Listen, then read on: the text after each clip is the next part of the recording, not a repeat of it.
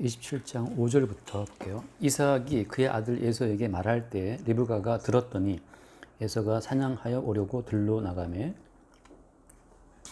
리브가가 그의 아들 야곱에게 말하여 이르되 네 아버지가 네 형 에서에게 말씀하시는 것을 내가 들으니 이르시기를 나를 위하여 사냥하여 가져다가 별미를 만들어 내가 먹게 하여 죽기 전에 여호와 앞에서 내게 축복하게 하라 하셨으니 그런즉 내 아들아 내 말을 따라 내가 내게 명하는 대로 염소떼에 가서 거기서 좋은 염소 새끼 2마리를 내게로 가져오면 내가 그것으로 네 아버지를 위하여 그가 즐기시는 별미를 만들리니 내가 그것을 내 아버지께 가져다 드려서 그가 죽기 전에 내게 축복하기 위하여 잡수시게 하라.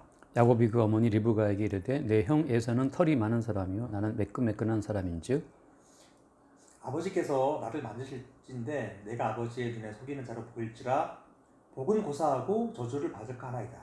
어머니가 그에게 이르되 내 아들아 너의 저주는 내게로 돌리리니 내 말만 따르고 가서 가져오라. 그가 가서 끌어다가 어머니에게로 가져왔더니 그의 어머니가 그의 아버지가 즐기는 별미를 만들었더라. 리브가가 집 안 자기에게 있는 그의 맏아들 에서의 좋은 의복을 가져다가 그의 작은 아들 야곱에게 입히고 또 염소 새끼의 가죽을 그의 손과 목에 매끈한 곳에 입히고 자기가 만든 별미와 떡을 자기 아들 야곱의 손에 주니 야곱이 아버지에게 나아가서 내 아버지여 하고 부르니 이르되 내가 여기 있노라. 내 아들아 내가 누구냐? 야곱이 아버지에게 대답하되 나는 아버지의 맏아들 에서로이다. 아버지께서 내게 명하신 대로 내가 하였사오니 원하건대 일어나 앉아서 내가 사냥한 고기를 잡수시고 아버지 마음껏 내게 축복하소서. 네, 여기까지 봅시다. 오늘은 이제 어떤 형식적으로 볼 때 이제 축복의 수요자, 축복을 할 수 있는 자가 아버지잖아요. 근데 그 아버지가 이제 축복할 수 있는 권리가 있어서 그 아버지의 어떤 권한을 행사할 때 그때 이제 리브가 그 어머니에 의해서 그 아버지의 축복의 어떤 권리 행사가 이제 방해를 받고 이게 어떤 뒤바뀌어 버리죠, 그죠? 그러니까 형식은 아버지에게 있었으나 실제 그 내용 자체는 어머니에 의해서 바뀌어요. 이런 사건 자체가 다시 말하면 이제 한 집안이지만 아버지와 큰 아들이 한 팀 먹고 그리고 이제 어머니와 둘째 아들이 한 팀 먹고 지금 말하자면 이제 그 어떤 형식과 내용을 갖고 싸우는 어떤 그런 내용 그런 상황인데. 일단 우리가 볼 수 있는 것은 이 모든 인간들은 이 가정의 모든 가정들은 사실은 보이지 않는 하나님의 어떤 표현으로 존재한다는 거 우리가 알고 있잖아요, 그죠? 보이지 않는 하나님이 보이는 인간들을 통해서 당신의 뜻을 나타내신다고 하는 거, 그게 이제 어떤 구약을 바라보는 또 모든 성경을 바라보는 기본 컨셉이에요. 보이지 않는 하나님이 보이는 인간들을 통해서 당신 뜻을 나타낸다고 하는 거. 아멘. 그러니까 이 모든 인간들은 사실은 자기 욕망대로, 자기 어떤 계획대로 움직였으나 결국엔 마지막에 모두가 다 이 배후에서 이들의 욕망을 이용해서 이들의 욕망을 통해서 뜻을 이루시는 주님을 바라보게 되는 거죠. 아멘. 그래서 그 누구도 주님의 뜻에 내가 헌신했다라고 말을 할 수 없죠. 왜냐하면 각자 자기 욕망대로 했기 때문에. 자기 욕망대로 했으나 주님께서 그 욕망을 바꾸어서 이제 선을 이루시는 건데 결국 이제 구원받은 백성의 경우에는 나는 내 성깔대로 살았을 뿐인데 결국은 주님께서는 오히려 우리 성깔을 이용하셔서 뜻을 이루시는 분이었구나라고서 우리의 죄인됨을 고백함과 동시에 우리의 죄인됨에도 불구하고 뜻을 이루시는 주의 어떤 그 놀라운 능력을 보게 되죠. 그러면서 우리 인간은 내가 내 행위를 잘 이렇게 단속하고 통제해서 그 뜻을 이루어 드린다가 아니라는 거. 그게 종교예요. 종교라고 하는 것은 인간이 자기가 자기의 어떤 삶을 통제해서 신 보시기에 어떤 합당한 삶을 보여드린다는 거잖아요. 그래서 신의 환심을 사서 신으로부터 받고 싶은 어떤 복을 받는다고 하는 것이 종교의 어떤 컨셉이라면 복음은 아니에요. 복음이라는 것은 모든 인간들이 욕망대로 움직이는 죄인이라는 사실을 다 들춰내면서 그 인간들의 죄인됨을 깔고 주님께서는 주님의 일을 이루신다는 사실을 보여주는 거죠. 자, 거기에서 이제 중요하게 도출되는 어떤 돌과 돌이 부딪히면 불꽃 튀는 것처럼 인간은 인간의 욕망을 그대로 표출할 뿐인데 그 인간의 욕망에도 불구하고 주님께서 주의 뜻을 이루실 때 그때 인간의 욕망과 주의 뜻이 충돌하는 그 지점에서 항상 어떤 사건이 나온다 제가 말씀드리죠. 십자가 사건이라는 거잖아요. 그래서 애매하게 주님이 그 사회에서 이제 죽임을 당하시는 거예요.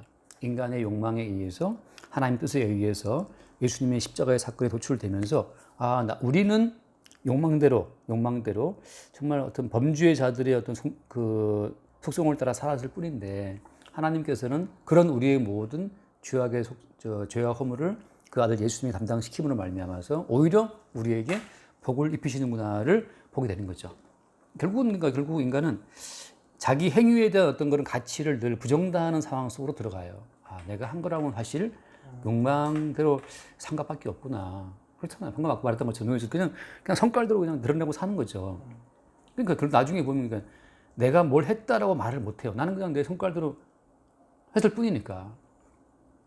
그래서 이제 나중에 이들이 알아요. 이삭이라는 사람은 이제 리브가와 야곱에 의해서 결국 속임을 당하잖아요. 배신을 당하는데 이 배신당하는 사건을 통해서 이삭은 뭘 깨닫죠? 이 이삭과 리브가와 이 둘째 아들 야곱 그 배후에 역사하시는 주님을 보게 되죠. 이게 말하자면 이제 택함받은 사람의 어떤 증거가 뭐냐 하면 보이는 자기의 행위가 부인되는 어떤 사건 속에 들어간다고 하는 거죠. 다시 말하면 사기를 당해야 돼요. 이게 속임을 당해야 돼요. 누구한테? 가까운 사람한테 배신을 당해야 되는 거죠. 그 배신당하는 사건을 통해서 오히려 이삭은 나를 지금 속였네? 거기에 분개하는 것이 아니고 보이는 인간들 배후에서 나를 속이신 주를 보게 되는 거죠. 그러니까 어떻게 보면 우리는 그 보이는 인간들 때문에 속았다라고 그 보이는 존재에 막 매이게 되면 그게 이제 에서. 그 에서는 평생 자기를 속인 동생을 원망하고 자기를 속인 동생 이건 사기이기 때문에 이거를 바꿔야 된다고 주장하는 사람이거든요. 근데 어떻게 이삭은 나중에 나오지만 이삭은 이 사기에 이루어진 이 어떤 축복 사건, 자기가 축복해주는 이 사건 자체를 본인이 바꾸지 않아요. 왜냐하면 야곱과 리브가의 배후에서 그들을 통해 역사하신 주를 봤기 때문에. 그래서 이것은 지금 저들 내 마누라와 둘째 아들의 어떤 사기극이 아니라 저들의 배신을 통해서 주님이 어떤 살아계심을 지금 보이신다는 사실을 알게 된 동시에 또한 이삭은 뭘 알아요? 이삭은 자기도 어때? 자기도 축복을 수여하는 권리가 있다라고 하면서 자기 욕망을 따라 자기 좋은 아들에게 복을 주려고 하잖아요. 하나님 뜻에 대한 어떤 의문, 뜻에 대한 어떤 그런 그 탐색이 이삭한테 있어요, 없어요? 없어요. 이삭은 그냥 자기 욕망대로 아들의 별미가 맛있어, 고기가 맛있고 또 아들이 마음에 들어. 난 너한테 복 이렇게 나는지 자기 마음대로 그냥 복을 주려 한 건데 주님께서는 이제 오늘 말씀 포인트 그건데 아무튼 첫째와 둘째의 순서를 바꾸신 방식을 써요. 자, 이제 포인트는 그거예요. 왜 하나님은 첫째를 폐하시고 둘째를 세우시는 거죠?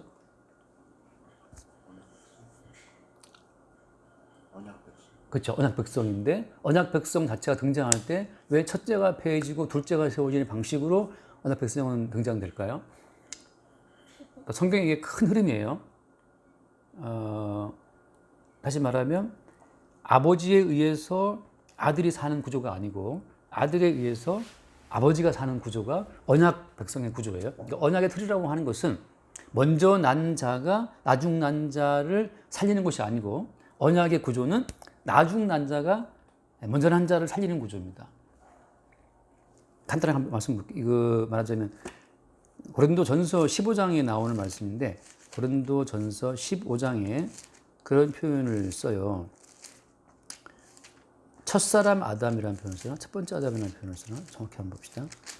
15장 45절, 고린도전서 15장 45절을 보면 기록된 바 첫사람 아담은 생명이 되었다 함과 같이 마지막 아담은 살려주는 영이 됐다 그러거든요.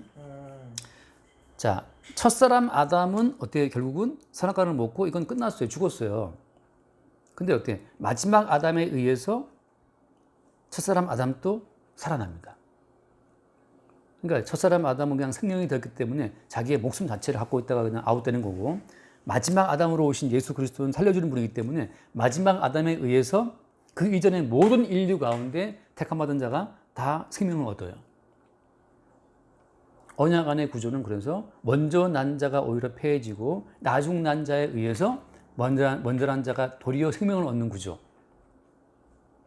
자, 비슷한 또 하나의 표현을 보자면 예를 들어서 마태복음 1장을 잠깐 보면은 마태복음 1장에 이게 이제 그 바리새인들의 논리를 무너뜨린 바리새인들을 굉장히 그 입닥치게 만든 어떤 하나의 예수님의 논증인데 일단 마태복음 1장 1절 먼저 보면 아브라함과 다윗 자손 예수 그리스도의 계보라고 되어 있잖아요.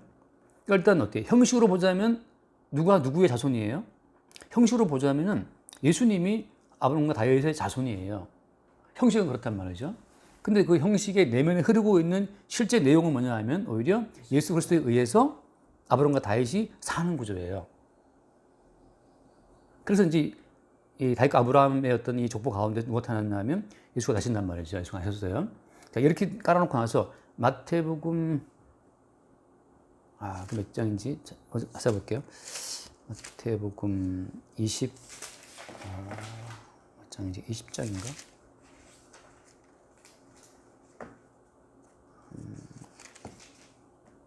자, 이런 내용이거든요. 지금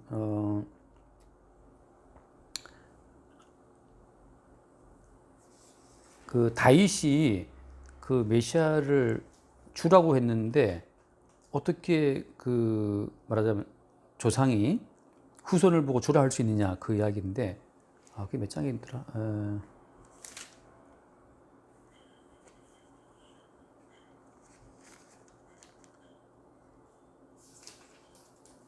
그러면 잠깐 시편에 있는 말씀이기 때문에 일단 시편을 볼게요. 시편 117편을 보면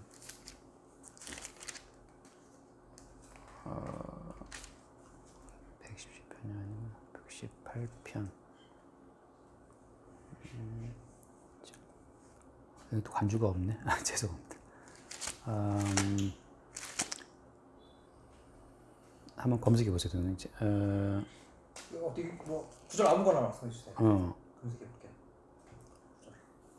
주라고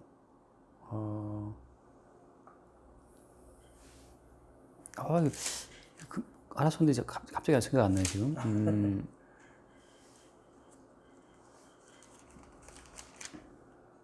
안경을 벗고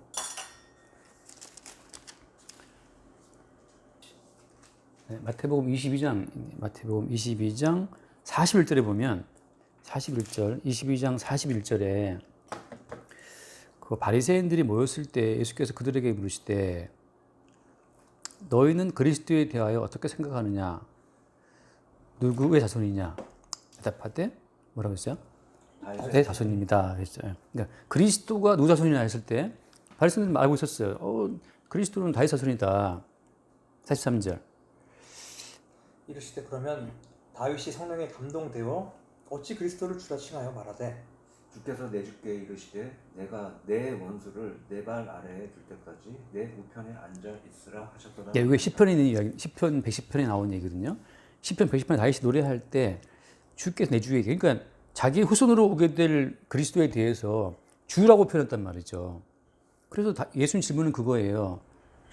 45절 말씀에 다윗이 그리스도를 주라고 칭하였은즉 어찌 그의 자손이 되겠느냐 말이죠. 이게 지금 무슨 내용인지 이해되시죠? 자, 그리스도는 다윗 자손으로 오시는 분인데 어떻게 다윗이 자기 자손으로 오는 자에게 주라고 불렀냔 말이죠. 다윗이 어떻게 그리스도를 주라고 칭했냐 말이지.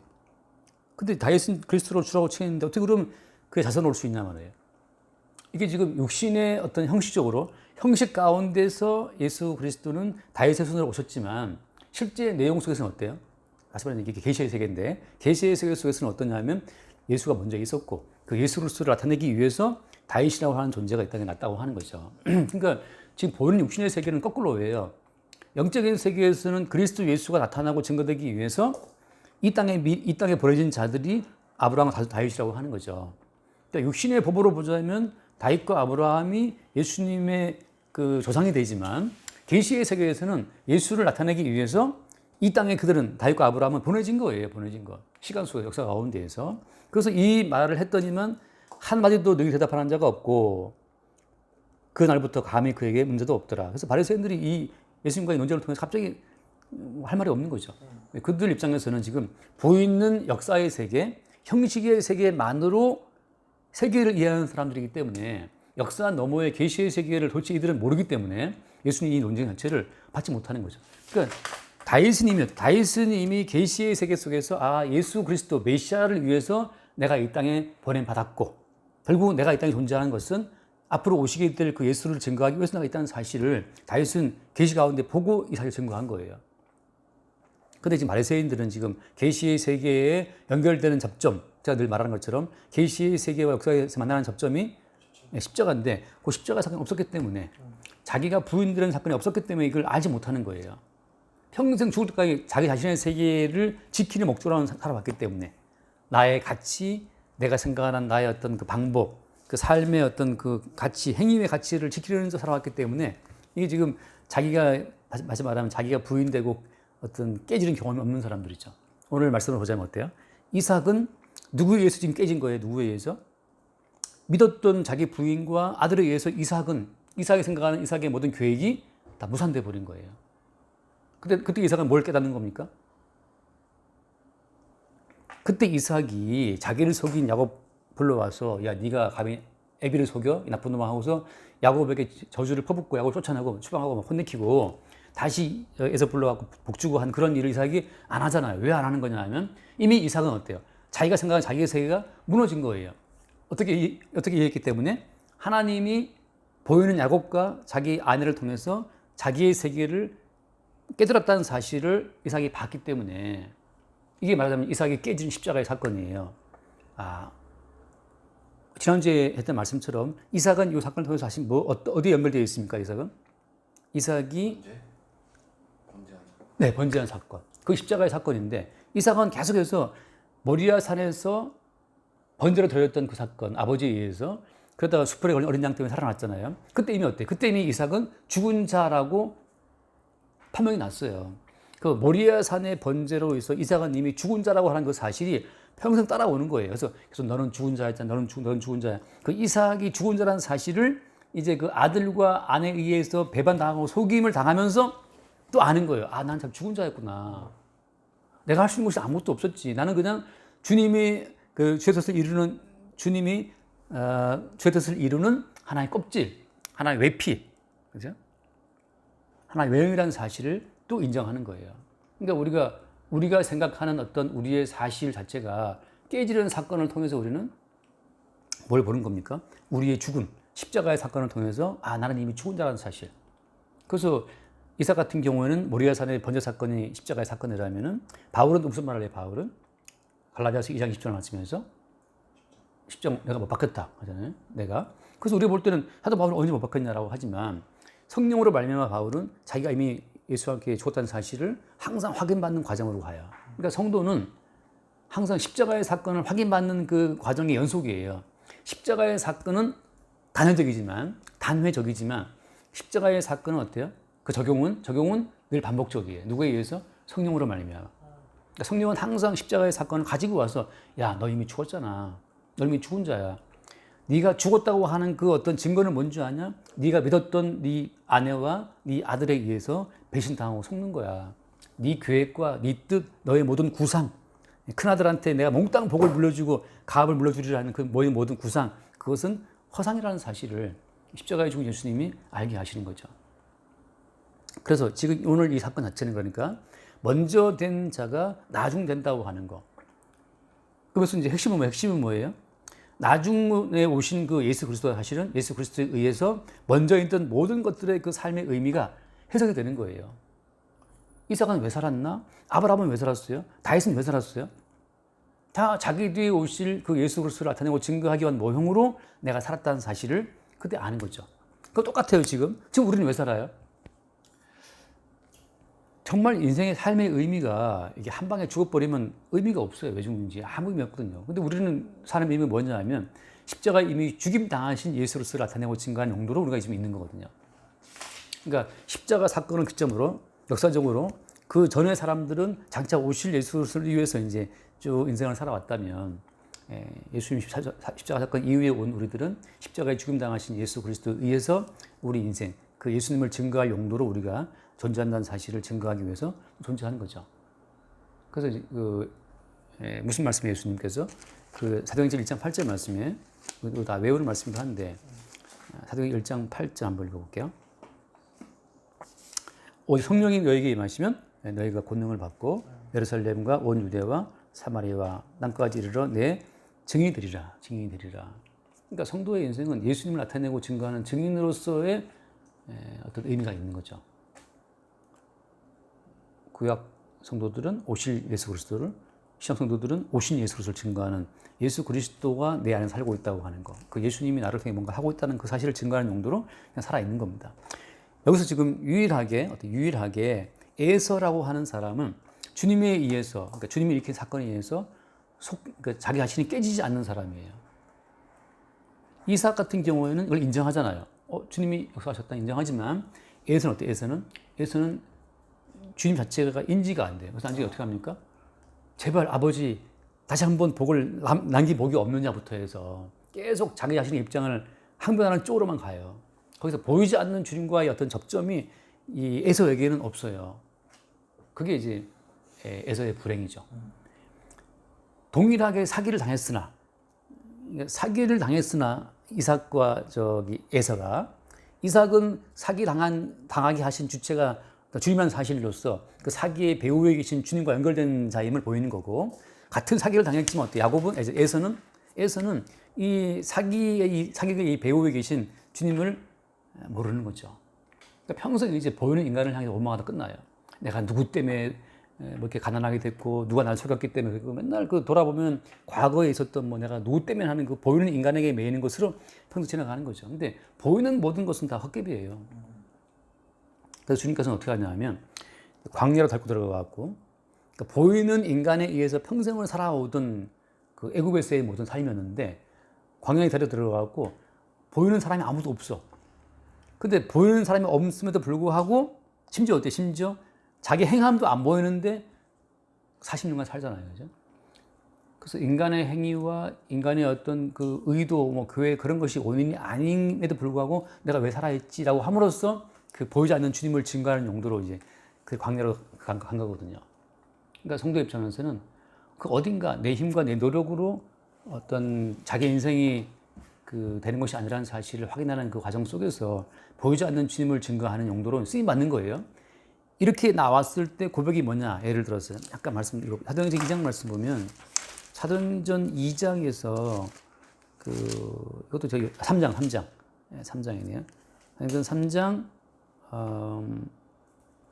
12절 말씀, 12절에 3장 12절 베드로가 이것을 보고 백성에게 말하되 이스라엘 사람들아 이 일을 왜 놀랍게 여기느냐? 우리 개인의 권능과 경건으로 이 사람을 걷게 한 것처럼 왜 우리를 주목하느냐 그러거든요. 그러니까 지금 베드로와 요한은 우리 권능, 우리 경건이 아니야. 이 사람이 낫게 된 것은 하고서 보이지 않는 주님을 말하거든요. 근데 이게 보이는 인간의 행위에만 매여 살아온 인생한테는 이게 뭔 말인지 이게 말이 시가 안 먹히는 얘기입니다. 분명히 보이는 건 너희밖에 없고 주님이 어디 보여요? 나중에 뒤에 나오지만 베드로가 무슨 말 합니까? 그때 봤죠 우리가 한번 그 이름이 낳게 했다. 그 말씀 어디 있죠? 16절 말씀. 그 이름을 믿음으로 그 이름이 너희가 보고 아는 사람을 성하게 했다. 그러니까 아니 예수의 이름이 또 그 예수 이름을 믿는 믿음이 이 사람을 낫게 했다는 그 말 자체가 예수가 지금 뭐 십자가에 죽어서 부활했다 그러는데 본 적도 없고 예수의 이름이 뭘 낫게 합니까? 그러니까 철저하게 베드로와 요한은 알고 있죠. 자기들이 아니라는 사실을. 이게 이제 증인인데 말이죠. 증인. 그러니까 성도 입장에서는 항상 나의 경건, 내 노력, 내 어떤 그 머리 쓴 계획으로 내가 이 일을 성공한 것이 아니라는 사실을 어떻게 아냐면 내가 계획 세운 건 다 펑크나고 부정당하고 사기당하고 그 망가지는 과정 가운데에서 뜻밖의 날아온 어떤 것 때문에 이거 봐라 내가 계획한 거 아닌데 날아왔네. 그걸 통해서 이제 이건 내 권능도 아니고 내 준비도 아니야 이런 말을 하게 되는 거죠. 그래서 지금 똑같이 사기당한 두 사람이지만 이삭은 이걸 통해서 보이지 않는 주를 보게 됐고 에서는 보이는 세계에 갇혀서 못 벗어나고 자기 세계에 갇혀 있는 거예요. 그러니까 이 갇힌 자폐의 세계를 뚫고 쳐들어온 계시의 세계를 안 접한 사람들은 이게 지금까지 자기 행함밖에 안 믿어요. 내가 뭘 해야 되고 내가 기도해야 되고 내가 말씀 지켜야 내가 뭐 구제해야 되고 자기밖에 모르는 사람들. 근데 사실은 자기 행함과 자기 경건에 배반을 당해봐야 됩니다. 그래서 엄밀히 말하면 오늘 이삭을 속이신 분은 누구예요? 주님이죠. 예. 그러니까 우리가 주님께 배반을 당하고 주님께 속임을 당해본 사람들이 오히려 택함받은 사람들이에요.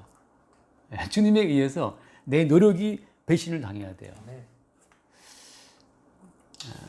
이게 참, 한 말씀 봐요. 로마서 6장 말씀인데, 내가 이것 때문에 옛날에 목사님은 좀 약간 다툼 적이 있어요. 로마서 6장 말씀에 보면, 6장 11절에, 로마서 6장 11절, 이와 같이 너희도 너희 자신을 죄에 대하여는 죽은 자요, 그리스도 예수 안에서 하나님께 대하여는 살아있는 자로 여길지어다 라는 말씀이 있거든요. 여기서 이 여길지어다, 이것 때문에 이제 그분하고 이제 시비가 붙었어요. 그분 입장에서는 내가 지금 죄에 대해서 내가 안 죽었는데 매일 내 속에 죄가 살아나고 있는데 어떻게 죄에 대해서 죽은 자로 여기냐 말이지. 여기는 건 이것은 나를 속이는 거 아니냐 이거거든요. 그분 입장은. 근데 제 얘기는 뭐냐면 우리 감각과 우리 이성, 우리의 경험 자체는 지금 우리가 우리 속에 올라오는 그 모든 죄를 매일 본단 말이죠.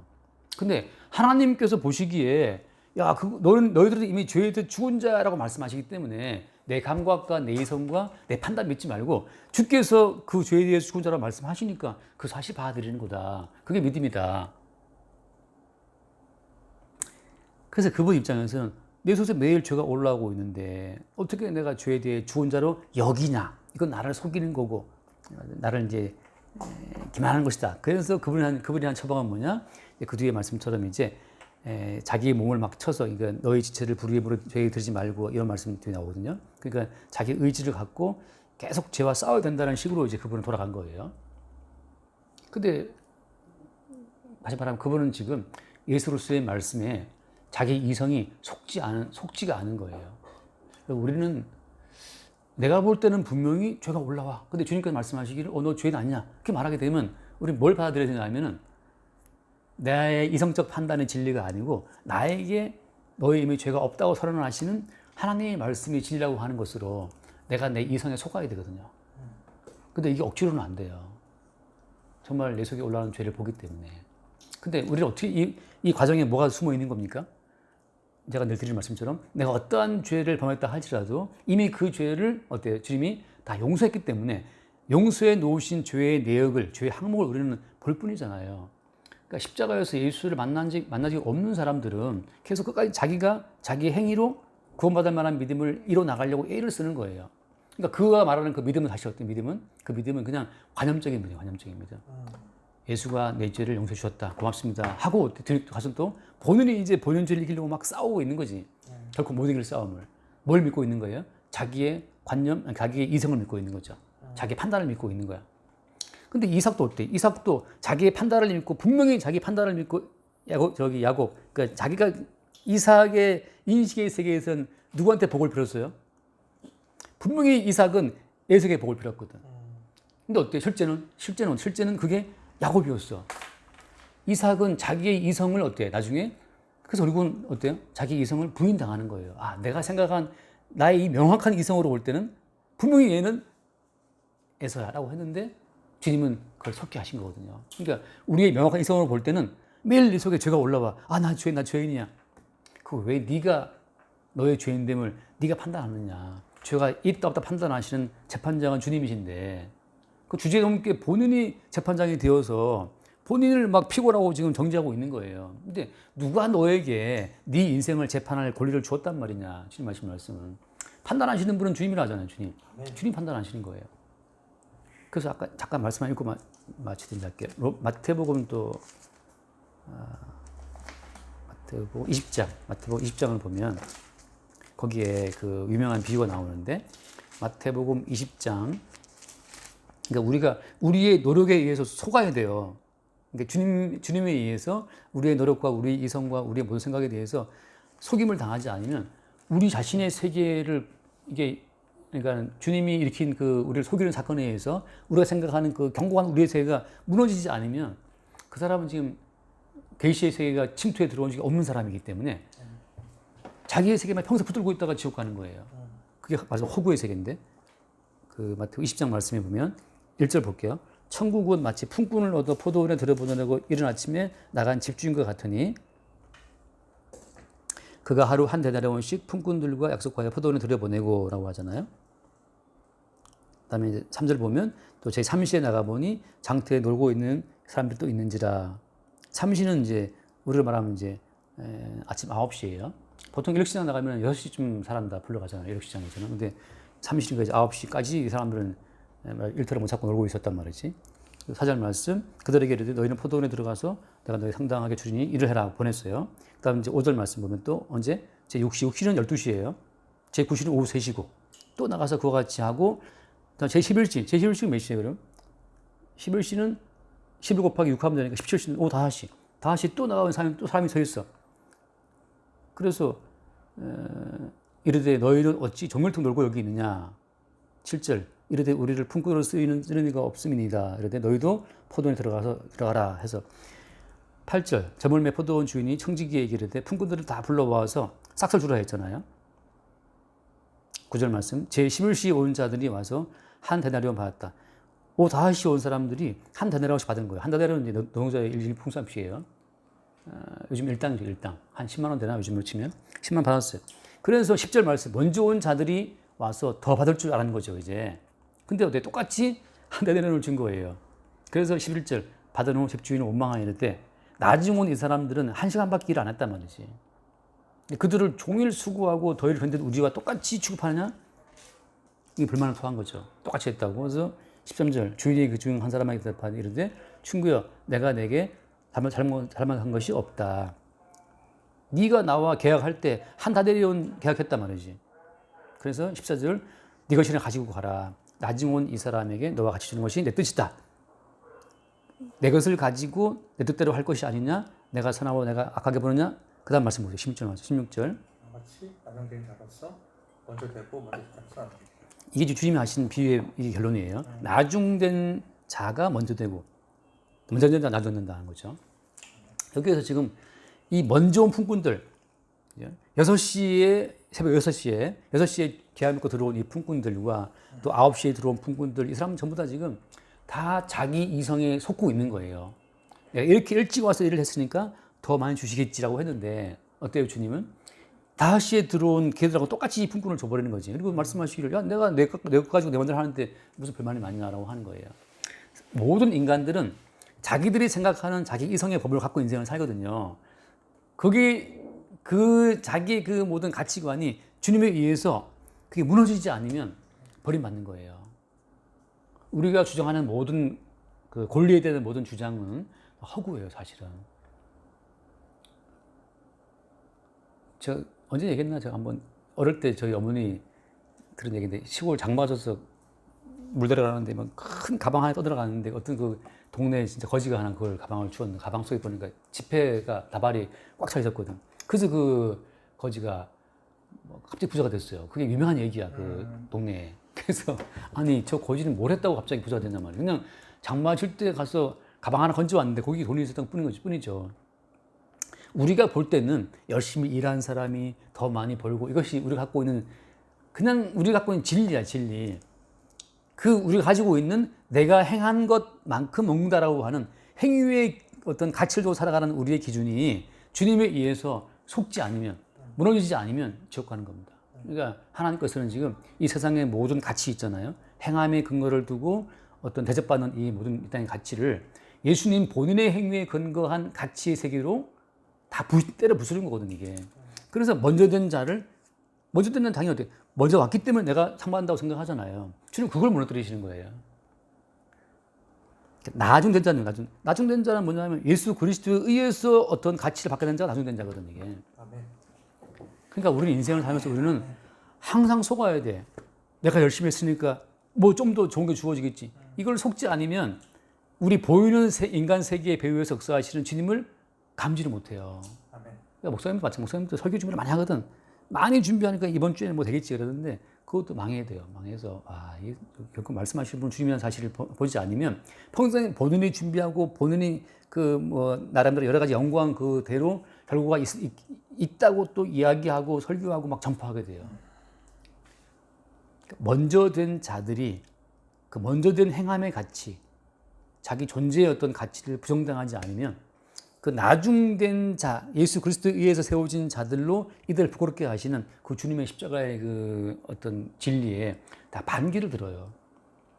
그러니까 오늘 결국 이 에서 같은 경우에는 내가 먼저 태어났기 때문에 내가 장자니까 장자라고 하는 나의 권리는 불변이야 이렇게 주장한단 말이지. 근데 주님께서는 야 네가 먼저 태어났기 때문에 장자니 거라고 생각하는 그 자체가 아니라는 사실을 뒤집어 엎으시는 거죠. 그러니까 예수님보다 먼저 와서 행함의 가치를 가지고서 모든 인간들을 그 행위의 가치로 붙들어매서 네가 행한 것만큼 부자가 되고 행한 것만큼 하나님 나라에서 뭐 이렇게 높은 자리에 들어가고 하는 그 모든 행위의 가치를 다 때려 부수는 방식으로 단지 예수님 한 분의 어떤 그 행위의 가치로만 가지고서 야 너 가져 이거 하고 주시는 그냥 주시는 그것으로서 주님이 새로운 세계를 세우시는 거죠. 그게 주님 나라예요. 그러니까 인간 나라는 각자의 행위에 따라 대접받는 나라고 다 믿고 있지만 하나님 나라는 다 필요 없고 누구같이 예수님의 십자가에 대신 죽으신 가치에 의해서만 세워지는 나라라는 사실을 이렇게 계속 강조하고 있는 거예요. 근데 우리는 계속 우리의 이성은 속고 있는 거죠. 자기 행위에. 그래서 아까 말한 것처럼 야 너희는 죄에 대해서 죽은 자라고 여기라 그러면 그게 주님 말씀이니까 내가 지금 죄와 싸워서 죄와 이기려고 하는 이 모든 나의 행위의 가치가 이게 주님 나라 보시기에 주님 보시기에 의미 없다는 사실이구나를 알고 나는 맨날 죄를 짓지만 이 죄를 매일 용서하시는 예수님의 피해 가치를 믿고 나가면 그게 나중된 자예요. 나중된 자인데 한 게 아무것도 없어 쥐뿔도. 그런데 주님께서 상을 주시는 거예요. 그냥. 그래서 우리가 어떤 사회생활을 하면서 우리를 속이는 어떤 사건을 만날 때마다 그래, 넌 나를 속여라. 근데 나를 살게 하는 분은 내 행위도 아니고 속이는 네 사기의 행위도 아니고 살게 하시는 분은 따로 있어 하고 이제 보이는 세계 배후에서 우리를 살게 하시는 그 주님 자체를 우리가 증거하고 고백하는 삶으로 우리가 존재하는 거예요. 그러니까 이 어떤 이삭 집안, 복받은 집안 내부에서 서로 속이고 속는 사건이 벌어지는 것 자체는 야, 니들이 지금 갖고 있는 너들 가정의 행복한 가정 뭐 그런 가치로 그게 아니고 너희 가정도 보이지 않는 예수를 증거하는 용도로 세워진 가정이고, 그죠? 보이지 않는 행함의 가치를 증거하기 위해서 너희들이 지금까지 살겠다는 사실을 주님이 또 증거하시는 거예요. 그러니까 뭐 아름다운 가정, 뭐 아름다운 내 아들 그거 아무 의미 없어요. 단지 이 모든 이 부대끼는 과정을 통해서 십자가에 죽으신 그 예수의 행위의 가치로만 그 나라를 세우시는 주님만을 나타내고 증거할 뿐이죠. 여기까지 할까요? 기도합시다. 주님 감사합니다. 또 이렇게 이삭과 야곱에서 이들을 통해서 주님께서 또 보여주시는 그 성도를 주의 백성으로 이끄시는 방법을 또 보게 됩니다. 성도 택하심을 잇는 모든 백성들은 이렇게 본인의 가치가 깨어지고 이삭처럼 이렇게 존재가 무너지는 체험을 하게 되고 이를 통해 드러내시는 그 십자가 사건의 그 의미를 깨닫게 됨을 주님 보게 됩니다. 아멘.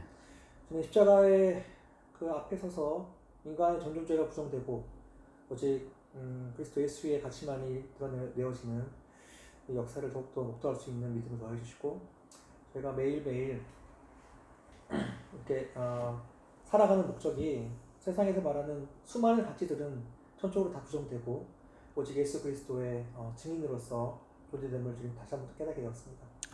지금 매일매일 하루를 살아가게 하는 그 주의 뜻을 헤아려 알 수 있는 그 믿음과 또 이 말씀을 계속해서 들려주시길 간절히 원합니다. 예수님의 이름으로 기도합니다. 아멘. 아버지 하나님 감사합니다. 언약의 가족인 이삭 가정에서 이삭과 에서가 동생인 야곱과 어머니인 리브가의 그 속임을 통해서 이삭은 번제의 사건을 통해서 보이지 않는 주님의 있음을 이미 경험을 했기 때문에 그 배신당한 속임을 또 한 번 인간의 욕망으로는 그것을 부정할 수밖에 없지만 이 일도 또한 주님의 통치함을 보고 그 뜻을 겸허히 수용하게 됩니다.